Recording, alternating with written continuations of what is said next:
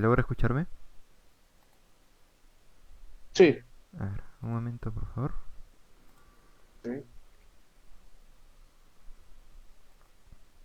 Recording in progress. Muy buenas noches, estimado docente Brian Dante Coriguamán González, estimados participantes. El Instituto de Capacitación Jurídica ICJ les da una cordial bienvenida a la clase magistral Introducción al Proceso Contencioso Administrativo. Este evento forma parte del Diplomado de Especialización en el Proceso Contencioso Administrativo, el cual daremos inicio el 10 de enero. La modalidad de este evento es online a través de la plataforma Zoom. Contaremos con destacados especialistas en la materia. Asimismo, podrá interactuar en clase con el docente y sus compañeros de clase. Bueno, sin más preámbulos, presentaré al docente del día de hoy. Bueno, el docente Brian Dante Coriguamán González es abogado por la Universidad Nacional de San Antonio Abad del Cusco, maestrando de la maestría en Derecho Procesal por la Pontificia Universidad Católica del Perú. Actualmente se desempeña como abogado coordinador del área contencioso administrativo en la Procuraduría Pública de la ATU. Ha elaborado viendo procedimientos administrativos sancionadores en la ATU, la OFAI o CIPTEL. Adelante, por favor, estimado docente. Bien, muchas gracias. En primer lugar, por la invitación al Instituto de Capacitación Jurídica. Se me ha invitado, entiendo, este diplomado que recién va a comenzar sobre proceso contencioso administrativo para abordar el tema de manera introductoria del proceso contencioso administrativo. En ese sentido, he preparado una presentación para abordar de manera preliminar, porque entiendo que van a abordarlo de manera más detallada en el transcurso de su diplomado, algunos tópicos del proceso contencioso administrativo, ¿no? Voy a abordar primeramente los antecedentes históricos del proceso contencioso administrativo en la legislación peruana, qué modelo se ha adoptado nuestra legislación de proceso contencioso administrativo, eh, cuáles son, qué se entiende por jurisdicción plena del proceso contencioso administrativo, cuáles son las pretensiones que se pueden acudir a través del proceso contencioso administrativo y cómo se activa el proceso contencioso administrativo. Entonces, vamos a empezar un poco con los antecedentes históricos. Bien, se conocen dos grandes modelos de proceso contencioso administrativo, ¿no? Históricamente, el proceso contencioso administrativo nació después de la Revolución Francesa. El proceso contencioso administrativo es una creación del Estado francés. Después de la Revolución Francesa, se consagraron dos grandes principios: el principio de la libertad y el principio de la legalidad.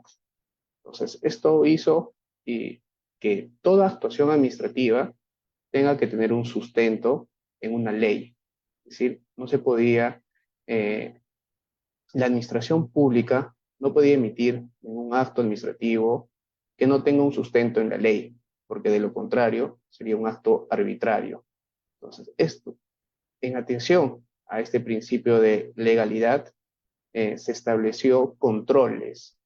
Entonces, fue la propia administración quien pretendió controlar su actuación a través de el proceso contencioso administrativo, que nació como un proceso objetivo. Este modelo francés eh, consistió en que la propia administración, eh, justamente haciendo una interpretación del principio de separación de poderes, señaló que la propia administración solamente puede controlar sus actos, es decir, no puede ser controlado por otro poder que no sea la administración. Entonces, en el modelo francés, es la propia administración, es el propio poder ejecutivo quien controla sus actos. De esta manera, cualquier intento del Poder Judicial de poder eh, conocer algún conflicto contra la administración pública se puede calificar como prevaricato. Es así que este modelo francés estableció un recurso denominado recurso de exceso de poder. A través de este recurso, que consistió en que había departamentos ministeriales que podían conocer eh, un cuestionamiento de una actuación administrativa realizada por cualquier ciudadano. Pongamos un ejemplo. Si yo como ciudadano, bajo el modelo francés, pretendo solicitar una licencia, una autorización de edificación y la administración declara improcedente o infundada mi solicitud, yo puedo recurrir a través de este recurso de exceso de poder a un departamento ministerial que es superior a la administración, a la autoridad administrativa que me denegó mi solicitud, para que pueda hacer un control de legalidad. Si es que esa denegatoria de mi solicitud de edificación no tiene un sustento dentro del marco legal, entonces evidentemente este Consejo de Estado o Departamento Ministerial declarará la nulidad de esa resolución administrativa que denegó mi solicitud. Entonces, sin embargo, y aquí está una de las diferencias con el modelo judicialista, este modelo no se pronuncia, este órgano, este Consejo de Estado, no se pronuncia eh, respecto a si tengo derecho o no, y si es que en caso tenga derecho, no me conceden la posibilidad o no me conceden el derecho de la licencia, no me autorizan la solicitud para poder hacer la edificación. En ese sentido, este modelo se caracteriza básicamente por dos cosas, porque el control de la administración está en manos de la propia administración. Y segundo, porque es un control meramente legal, es un control objetivo, es un control limitado, solamente de revisión.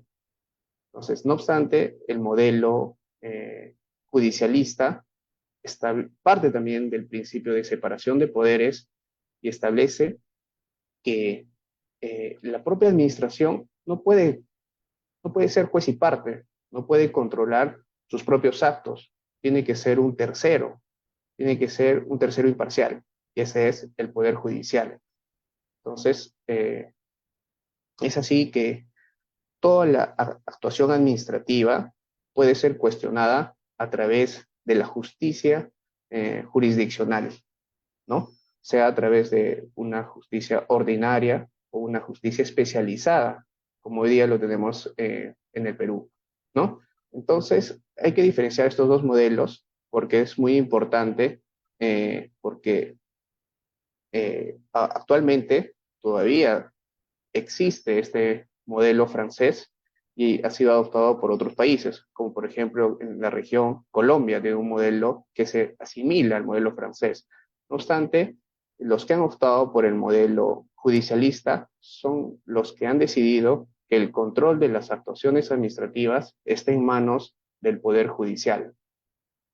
Es así que si nosotros eh, vemos desde qué momento de nuestra legislación se reconoció la posibilidad de que una actuación administrativa pueda ser cuestionada en el Poder Judicial, nos vamos a remitir a la Ley Orgánica del Poder Judicial de 1912.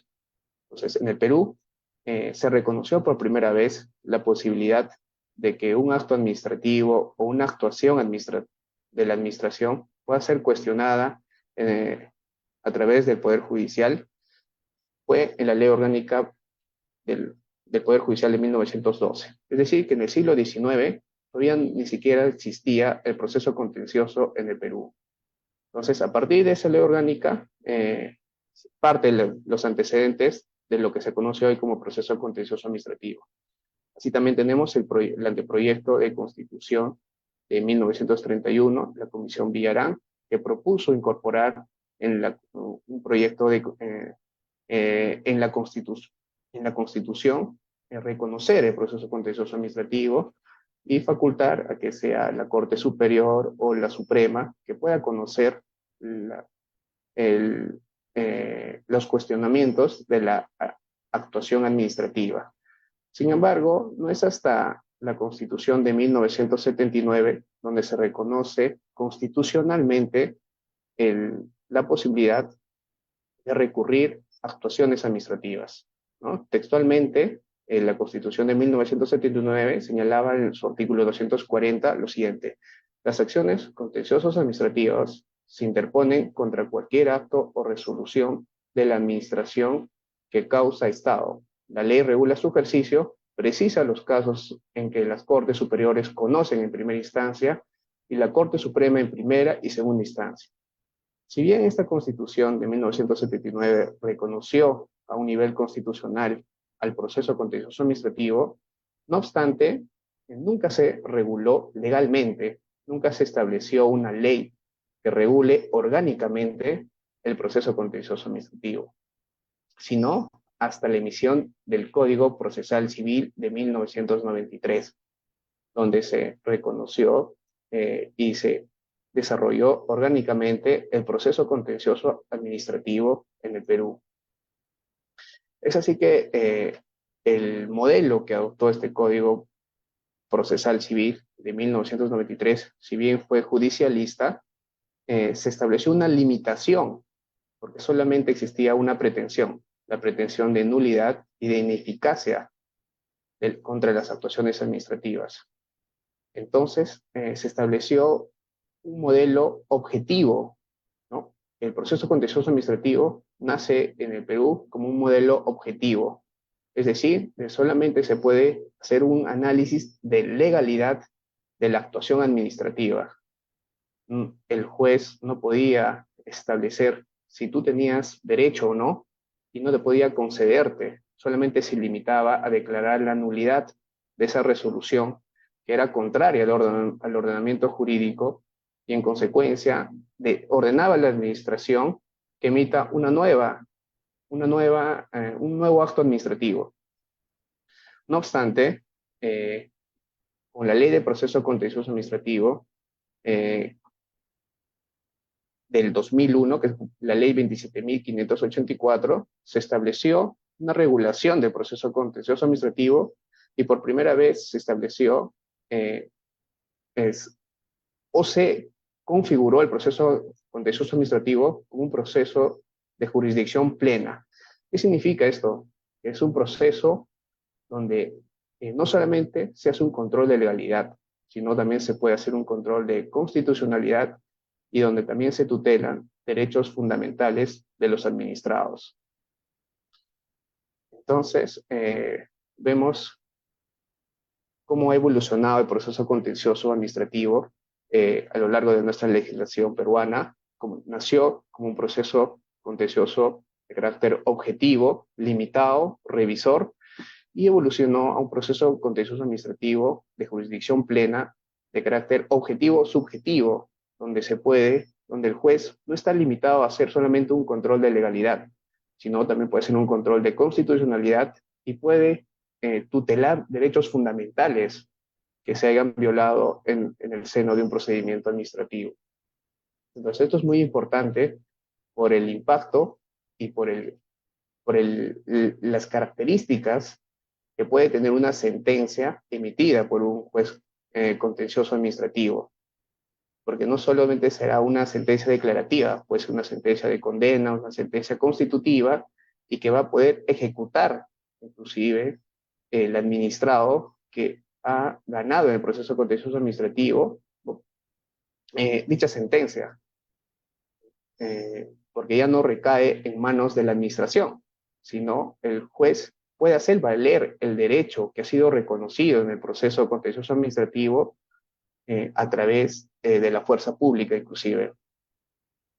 Bien, para poder resumir, me gusta estas tres características que ha desarrollado el profesor Ramón Guapaya sobre cómo debemos entender el control jurisdiccional de las actuaciones de la administración pública. Estas tres características resumen lo que en buena cuenta es el proceso contencioso administrativo de jurisdicción plena o el proceso contencioso administrativo objetivo subjetivo, ¿no? En principio, afirma la vigencia del principio de juridicidad o legalidad de la administración pública, sometimiento a la Constitución y al ordenamiento jurídico.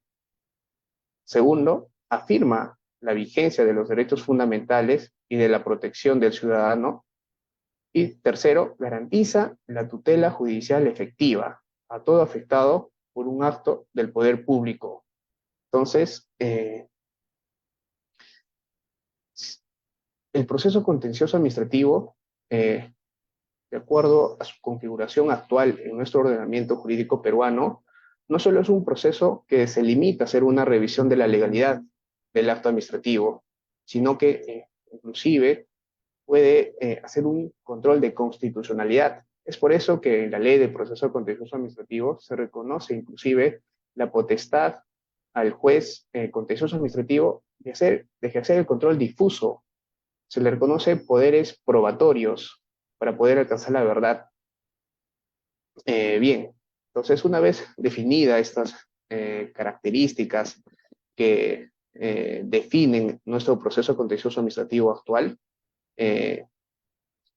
debemos señalar también que está muy vinculado a lo que es la tutela jurisdiccional efectiva, ¿no? Pues a mí me gusta mucho la definición del profesor Giovanni Priori de la tutela jurisdiccional efectiva, que se debe entender en tres dimensiones. Una tutela jurisdiccional idónea o adecuada, una tutela jurisdiccional oportuna y una tutela jurisdiccional efectiva. La tutela jurisdiccional ya no se limita o ya no se agota en el acceso del justiciable o del ciudadano al Poder Judicial, sino que el Poder Judicial tiene que estar, o el proceso, tiene que estar en la posibilidad de otorgar al ciudadano una tutela efectiva de su derecho material, una tutela oportuna en un debido proceso con las garantías propias de un proceso que pueda satisfacer su pretensión. Y además que la decisión que se emita como resultado de ese proceso pueda ser cumplida, pueda ser ejecutoriada.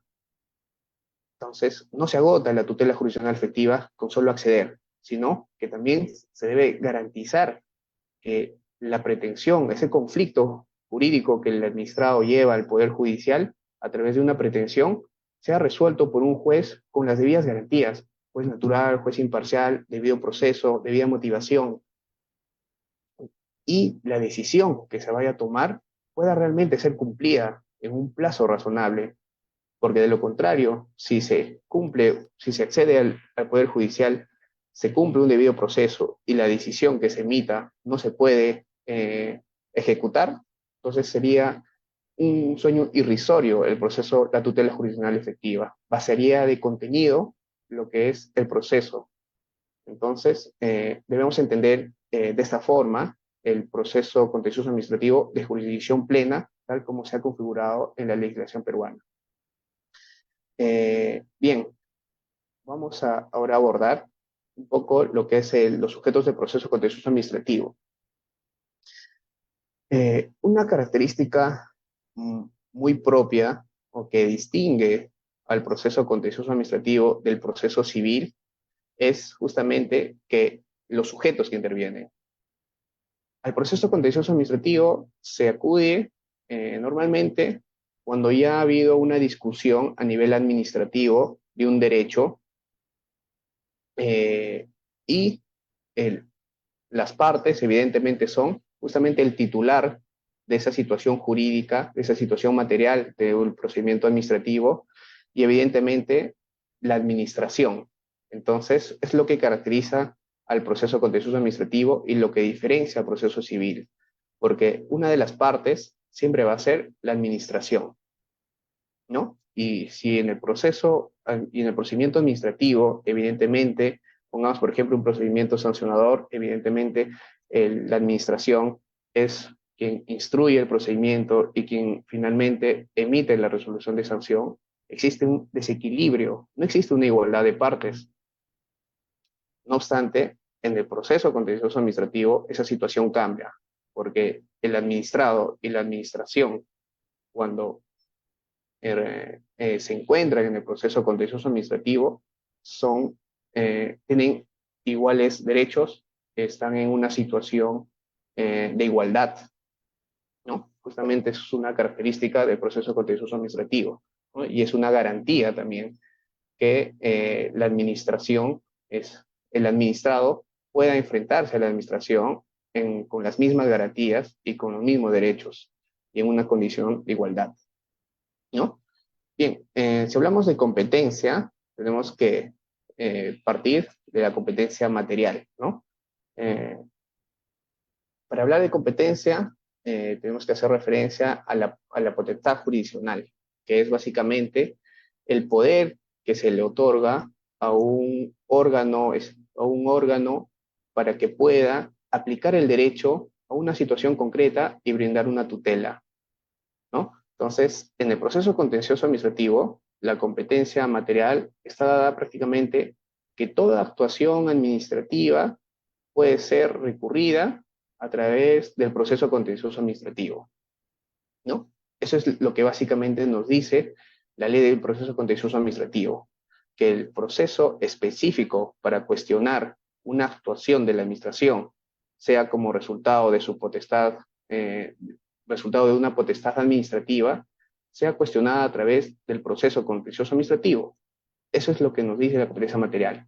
No obstante, también se pueden recurrir actuaciones administrativas a través de otras vías de la justicia procesal.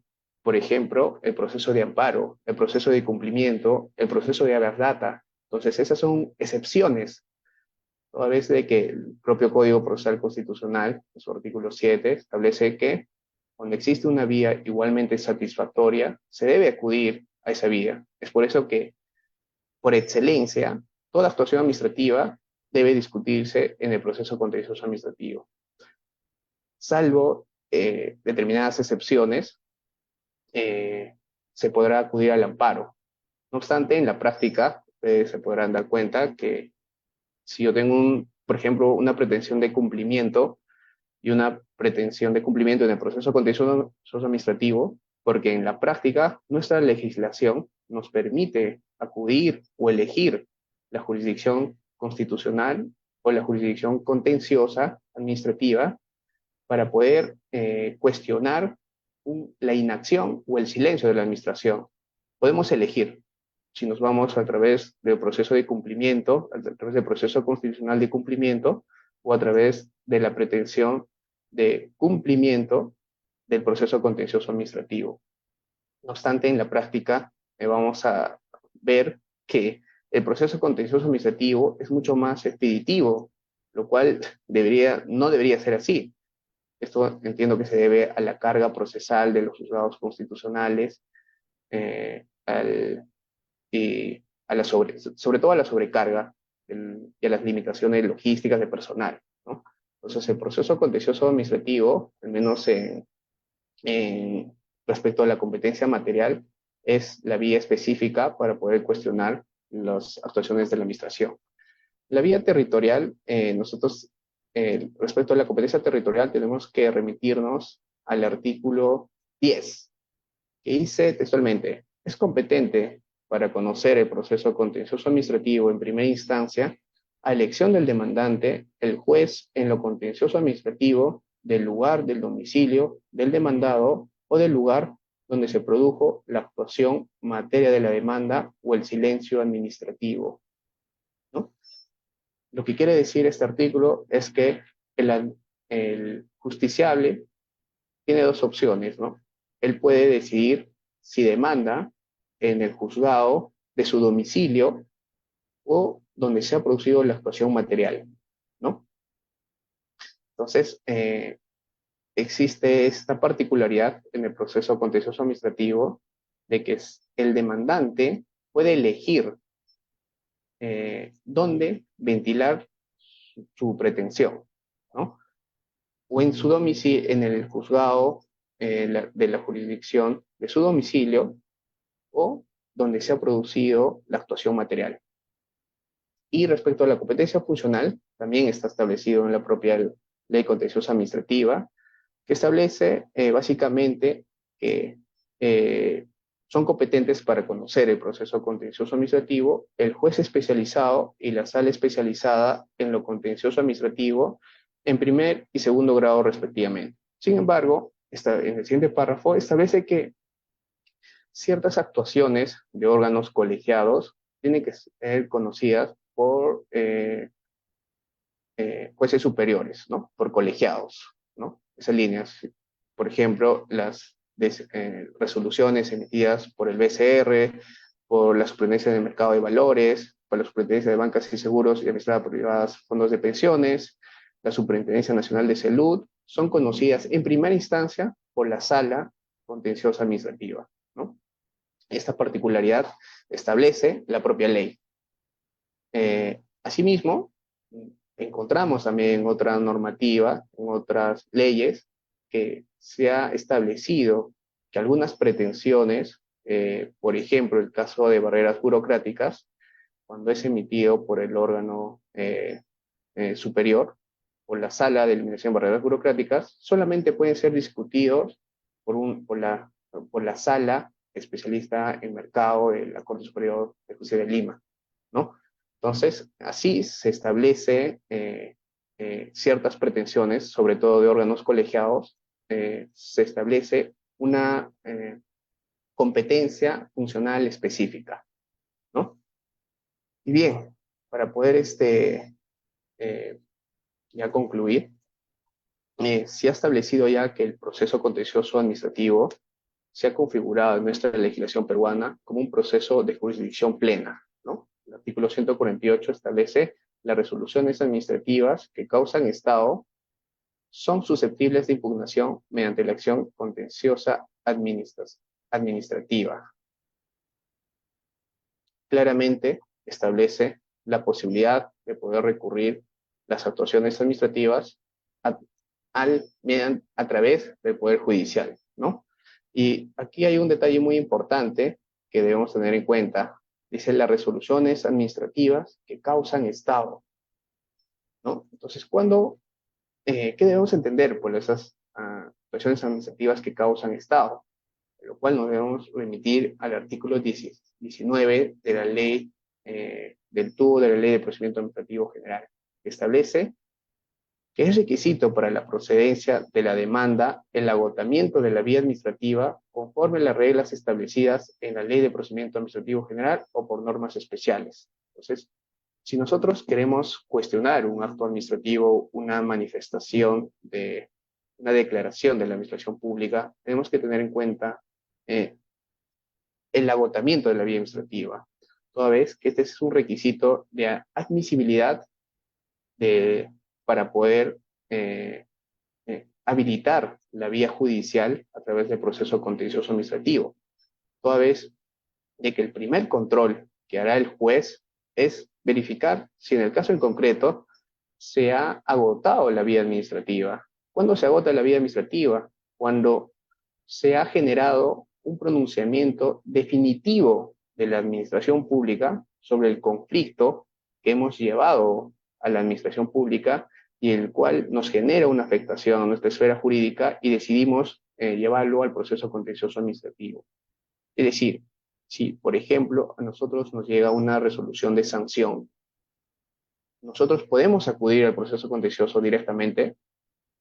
No, porque tenemos primero que generar el pronunciamiento definitivo de la administración sobre esa actuación administrativa. Entonces, nosotros tendríamos que agotar los recursos administrativos que establece la propia ley de procedimiento administrativo y poder generar un pronunciamiento definitivo que sería la resolución de segunda instancia, ¿no? Que se pronuncie, que probablemente declare infundado nuestro recurso de apelación o en el mejor de los casos declara fundado y no existe un conflicto jurídico porque ya se ha satisfecho nuestra pretensión en la vía administrativa. No obstante, si no se ha satisfecho en la vía administrativa y se ha agotado los recursos administrativos, es decir, hemos agotado la vía administrativa porque de manera definitiva la administración se ha pronunciado sobre nuestra pretensión, nosotros habilitamos la vía judicial. Y lo que primero evaluará el juez contencioso administrativo es justamente ello, es que como anexo de nuestra demanda, nosotros tenemos que presentar la resolución que agota la vía administrativa bajo sanción de inadmisibilidad, ¿no? No obstante, también dentro de los principios que se establecen en la Ley de Proceso Contencioso Administrativo, se ha establecido un principio de favorecimiento del proceso. Cuando el juez tenga dudas acerca del agotamiento de la vía administrativa, eh, tendrá que admitir a trámite la demanda. Entonces, será la administración, a través de su Procuraduría Pública, seguramente, quien tendrá que remitir el expediente administrativo y el juez podrá nuevamente evaluar si es que en el caso en concreto se ha cumplido con agotar la vía administrativa. Entonces, es muy importante tener presente esto porque existe muchos casos donde se activa la jurisdicción contenciosa administrativa cuando no se ha agotado la vía administrativa y evidentemente nuestra demanda será declarada inadmisible o improcedente. Y además dejaremos consentir la decisión que estábamos o pretendemos cuestionar en sede judicial, ¿no? El artículo 22 de la Ley de Proceso Administrativo, la Ley de Procedimiento Administrativo General, establece que una vez vencidos los plazos para interponer los recursos administrativos, se perderá el derecho a articularlos, quedando firme el acto.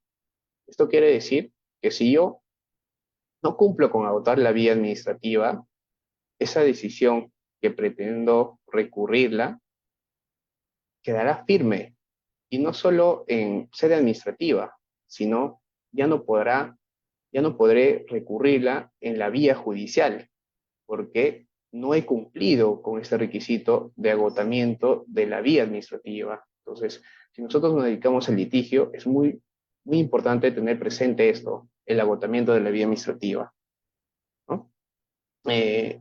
La propia Ley de Procedimiento Administrativo General establece los supuestos del agotamiento de la vía administrativa, ¿no? Establece cuándo se agota la vía administrativa, ¿no? El acto del cual no proceda legalmente impugnación ante una autoridad u órgano jerárquicamente superior en la vía administrativa o cuando se produzca silencio administrativo negativo, salvo que el interesado opte por interponer recurso de reconsideración, en cuyo caso la resolución que se pida o el silencio administrativo producido con motivo de dicho recurso impugnativo agote la vía administrativa. Es decir, nosotros tenemos que generar el pronunciamiento del órgano jerárquicamente superior, que es el pronunciamiento definitivo de la administración, para poder nosotros cuestionarlo en vía judicial, ¿no? El literal B. El acto expedido en silencio administrativo producido con motivo de la interposición de un recurso de apelación en aquellos casos en que se impugne el acto de una autoridad u órgano sometido a subordinación jerárquica. Si nosotros interponemos el recurso de apelación contra una resolución de sanción y el órgano superior no se pronuncia en el plazo establecido, que es 30 días hábiles, de acuerdo a la Ley de Procedimiento Administrativo General, nosotros podemos, esta situación evidentemente nos genera una afectación, porque no se puede definir nuestra situación jurídica porque el órgano administrativo superior no resuelve nuestro recurso de apelación. Entonces no nos dice sí o no y tampoco nos impide acudir a la vía judicial.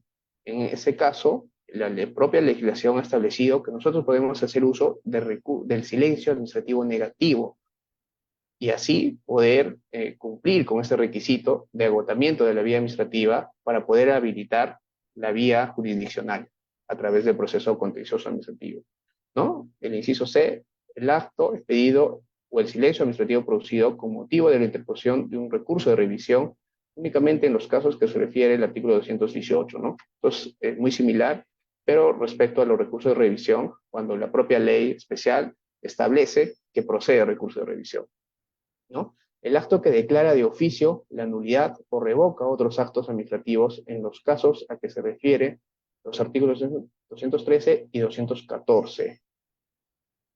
Aquí estamos ante una nulidad de oficio, ¿no? Lo que se conoce,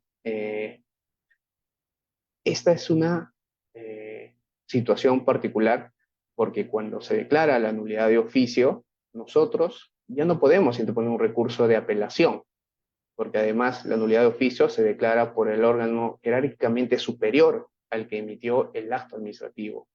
Entonces, cuando se declara la nulidad de oficio de un acto administrativo que nos favorecía, nosotros se habilita inmediatamente la vía judicial para cuestionar ese acto administrativo. Entonces ya no tenemos la obligación de poder recurrir dicho acto administrativo porque ya además la nulidad de oficio ha sido emitida por el órgano jerárquicamente superior y supone que es un pronunciamiento definitivo de la administración, es el pronunciamiento final, por el cual se habilita la vía jurisdiccional sin necesidad de poder plantear un recurso de apelación o de revisión. Y finalmente, los actos administrativos de los tribunales o consejos administrativos regidos por leyes especiales, ¿no? Bueno, cuando la ley establezca un tribunal o un consejo administrativo, sus actos pueden ser recurridos directamente a través del proceso contencioso administrativo, ¿no? Entonces es muy importante tener en cuenta esto, toda vez como ya les había mencionado, el agotamiento de la vía administrativa es uno de los primeros requisitos que el juzgado, que el juez contencioso administrativo advertirá para poder calificar positivamente tu demanda, toda vez está establecido en el artículo 21 de la Ley de Proceso Contencioso Administrativo, requisitos especiales de admisibilidad, el numeral 1, el documento que acredite el agotamiento de la vía administrativa, salvo excepciones contempladas en la presente ley.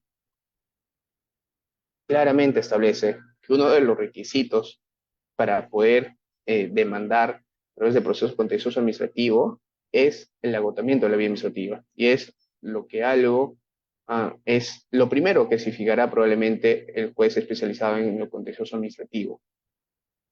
Salvo excepciones, como ya les he mencionado, cuando existe duda o cuando se cuestiona la inacción de la administración, el silencio administrativo, se genera una excepción al agotamiento de la vía administrativa, toda vez que no se puede generar el pronunciamiento definitivo de la administración cuando es la propia administración que omite pronunciarse sobre un recurso o sobre una solicitud planteada. Entonces, no se puede generar el pronunciamiento definitivo. En esos casos, se habilita como una excepción la justicia contenciosa administrativa. Y finalmente, en los casos donde el juez no ha advertido, como en la evaluación de la admisibilidad de la demanda, la etapa postulatoria del proceso, no ha advertido que se ha cumplido con este requisito de agotamiento de la vía administrativa o ha admitido la demanda en atención al principio de favorecimiento del proceso, a lo largo del proceso, el juez podrá advertir, seguramente con mayor estudio de los autos, además que ya deberá contar con el expediente administrativo, toda vez que es un requisito posterior en el auto admisorio, el juez contencioso administrativo ordena la remisión del expediente administrativo para que justamente realice una valoración, una evaluación más detallada del caso en concreto y de la pretensión planteada, podrá advertir que no se ha cumplido con autar la vía administrativa. En ese caso, el juez aplicará lo establecido en el numeral 3 del artículo 22 de la Ley de Proceso Contencioso Administrativo, que establece la improcedencia de la demanda en los siguientes casos. La demanda será declarada improcedente en los siguientes supuestos: cuando el administrado no haya cumplido con agotar la vía administrativa, salvo las excepciones contempladas en la presente ley. Entonces, no solo es el agotamiento de la vía administrativa no solo es un requisito de admisibilidad, sino también es un requisito de procedibilidad. Es algo que debemos tomar muy importante a efectos de que podamos tener éxito en una demanda, en un proceso contencioso administrativo, ¿no? Entonces, no sé si hay algunas interrogantes sobre el tema. Encantado de responderla. Pueden escribirlo o pueden tal vez participar directamente.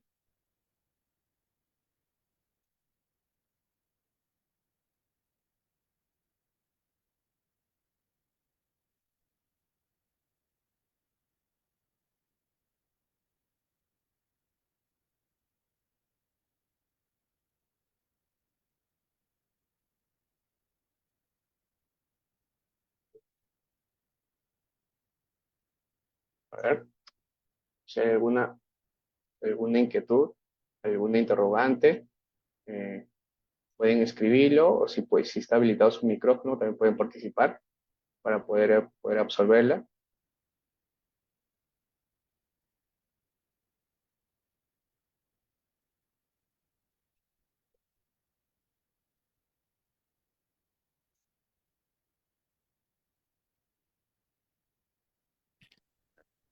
Doctor, buenas noches. Buenas noches, ¿sí? ¿Me escucho? Doctor, una pregunta. Tengo lo que comúnmente se está viendo en este 2024 son las unidades de oficio que han hecho las municipalidades. En este caso, ¿no? Que está en debate con bastante precisión en las redes, ¿no? ¿Qué hacer ahí? Bueno, usted dice que la nulidad de oficio sería el agotamiento de la vía administrativa, ya tendríamos que ir al Poder Judicial en vía demanda, en vía acción, ¿no? Sin embargo, otros han ido al servir en recurso de apelación. ¿Es correcto eso, ir al servir entonces en apelación o que es ahí donde se agotó la vía administrativa? Mm, Bien, si la municipalidad hizo una nulidad de oficio, entiendo que ha cumplido el procedimiento establecido en la Ley de Procedimientos Administrativos Generales, ¿no? Para poder declarar la nulidad de oficio, tiene que haberte notificado de manera previa para que tú también puedas tener la oportunidad de plantear tus descargos. Y una vez Eh, haber considerado esos descargos, la municipalidad o el órgano superior, seguramente el órgano superior jerárquico al órgano que ha emitido el acto administrativo que va a ser materia de nulidad, recién va a poder declarar su nulidad, ¿no? Considerando obviamente los descargos que tú has planteado. Ese es el procedimiento para la nulidad de oficio. Entonces, emitía la nulidad de oficio, la resolución que declara la nulidad de oficio de un acto que te ha favorecido, queda directamente habilitada la vía jurisdiccional para poder cuestionar ese acto administrativo. Entonces, no es necesario interponer algún recurso de reconsideración o apelación. No queda habilitada la vía contencioso administrativa de manera directa para que tú puedas cuestionar esa nulidad de oficio. Correcto, doctor. Y sin embargo, estamos hablando de un CAS. En este no he especificado, pero ahorita lo especificó, son los contratos de CAS que han tenido y se han hecho mediante una nulidad de oficio, mediante resolución de alcaldía. Mi pregunta es ahí, nuevamente, en esa, para ser más concreto, ¿se tendría recurso de apelación al servir o porque el contrato administrativo no es un acto administrativo o sí? Eh, El CAS. sí. En los temas de régimen laboral público, el régimen servir, en realidad existe una competencia, la pretensión del proceso contencioso administrativo lo tienen los juzgados laborales, ¿no? Sin embargo, existe también, de acuerdo, los temas laborales pueden ser cuestionados por un tribunal. En primera instancia es el titular de la entidad, ¿no? Seguramente recursos humanos, y en segunda instancia se habilita el Tribunal del Servir, ¿no? Quien emite o conoce en última instancia todos los conflictos que se han generado producto de las relaciones laborales, ¿no? Por ejemplo, una sanción de suspensión, una sanción de destitución emitida por el titular de la entidad, en este caso me dices la municipalidad, puede ser cuestionada por el servir, ¿no? Y seguramente la nulidad de un contrato CAS que ha sido emitida por el titular de la entidad, también podrá ser cuestionada en el servir, ¿no? En el tribunal de servir a través de un recurso de apelación. Entonces, Entonces, ahí, cuando se emita, el tribunal de servir emita en última instancia, esa decisión podrá ser llevada al proceso contencioso administrativo. Ahí se ha cumplido el agotamiento de la vía administrativa. sí, doctor, gracias. Sí, me quedó claro lo que me dijo. Sí, si hay alguna otra interrogante. Doctor, en la cuestión, mire, también he visto en la cuestión policial, he visto cuando hay recursos de destitución o de retiro por medida disciplinaria o por cualquier medida que sea, en este caso es cuestionable mediante recurso, ¿no? Ya sea reconciliación o sea apelación. Sin embargo, a veces los juzgados dicen por la demasiado tiempo agotamos la vía administrativa porque la administración tiene la obligación de darnos respuesta a los recursos. Sin embargo, a veces, muchas de las veces no dan respuesta. Muchos años a veces esperan ello y a pesar de esos muchos años no quieren, a veces no quieren irse de fondo. Dice, y es una como excepción de prescripción, presentan y dicen, o caducidad, más que nada la caducidad aplican y dicen que ya se ha vencido el tiempo, lo que no es Mm, aplicable, creo, porque todavía estamos agotando ante un silencio negativo. mm, sí, a ver, en un procedimiento sancionador, por ejemplo, la ley sobre la policía tiene una ley especial. Bueno, utilizan un procedimiento sancionador. La propia ley, que es la propia ley de procedimiento administrativo general, establece un plazo máximo para el procedimiento sancionador, que normalmente es 9 meses, es un plazo de caducidad ampliable por 3 meses más, ¿no? Y establece un plazo de prescripción, que es de 4 años, ¿no? Entonces hay que diferenciar el plazo de prescripción y el plazo de caducidad. El plazo de prescripción está relacionado al límite del jus puniendi para que pueda ser perseguido esa sanción, para que te puedan sancionar. Si te han detectado una infracción el, el día de hoy, has cometido una infracción, entonces en 4 años prescribiría esa sanción y ya no podrían sancionarte. Sin embargo, si te inician un procedimiento sancionador, tiene el órgano sancionador un plazo de 9 meses para poder instruir un procedimiento sancionador y emitir la resolución de sanción, ¿no? Entonces, lo que sí pasa, y he visto bastante, es que el órgano sancionador no cumple este plazo de caducidad. Entonces, lo que tú puedes alegar es la caducidad. Puedes alegar la caducidad en el procedimiento sancionador y eso genera el archivo del procedimiento sancionador. O hay que diferenciar, si ya has emitido la resolución de sanción y tú has apelado, y no se pronuncian sobre ese recurso de apelación, estás en una situación distinta. Ya no opera el plazo de caducidad, porque el plazo de caducidad opera desde la resolución que inicia el procedimiento sancionador hasta la resolución, hasta la notificación de la resolución de sanción. Si ya estamos en etapa recursiva y tú has planteado un recurso de apelación, entonces, si bien existe un plazo que también establece la ley de procedimiento administrativo, que es de 30 días hábiles, y si bien no establece una consecuencia para qué pasa si el órgano jerárquicamente superior se pronuncia excediendo ese plazo, no establece una consecuencia, tú puedes, en la propia ley de procedimiento administrativo, te faculta a poder hacer uso del régimen de los silencios. Y en este caso, textualmente, la ley de procedimiento administrativo te dice que tú puedes hacer uso del silencio administrativo negativo. Tú presentas el silencio administrativo negativo y habilitas la vía contenciosa administrativa, y una vez que presentas la demanda, el, el órgano administrativo se queda imposibilitado de emitir una actuación administrativa o continuar con el procedimiento hasta que el órgano judicial emita la decisión en el caso concreto, ¿no? Entonces, sí hay una forma para poder, digamos, forzar a que la administración pueda pronunciarse, ¿no? O sea, si no se pronuncia en el plazo de 30 días hábiles, tú aplicas el silencio administrativo y y acudes a la vía de proceso contencioso administrativo y el juez, eso constituye una excepción del agotamiento de la vía administrativa, ¿no? Ok, doctor. Lo que pasa que sí, lo que pasa es que a veces los órganos jurisdiccionales, a veces el administrado espera pues que se le dé una contestación, espere y espere que le dé una contestación al recurso de apelación.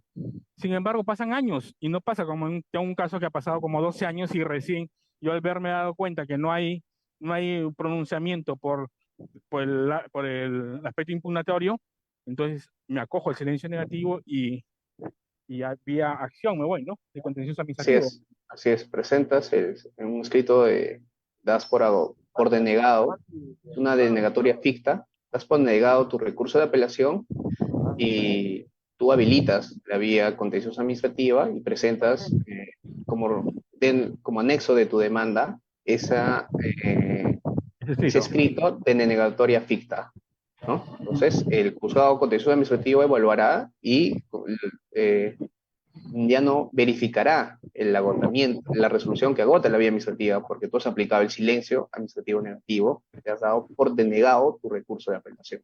Entonces, el juzgado contencioso administrativo tendrá que admitir tu demanda. Gracias, doctor. Muy amable. Yo creo que me ha quedado claro su ponencia, ¿no? Y su Sí, respuesta. Gracias. no, de nada. Si hay alguna otra interrogante, eh,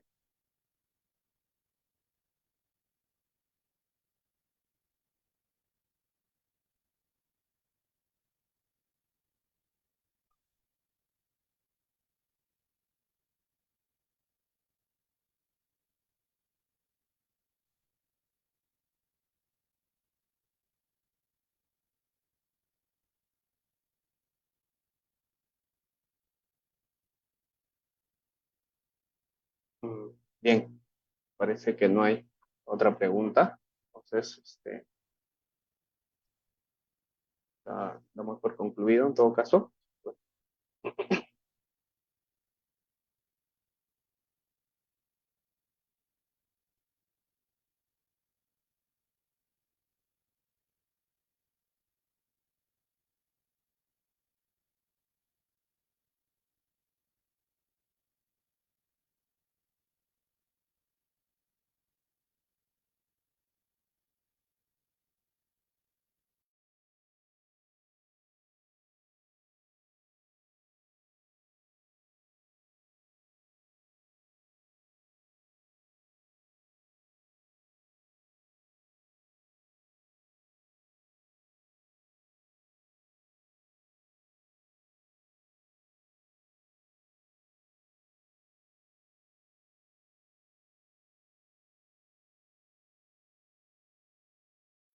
Gracias, muy amable. Buenas noches.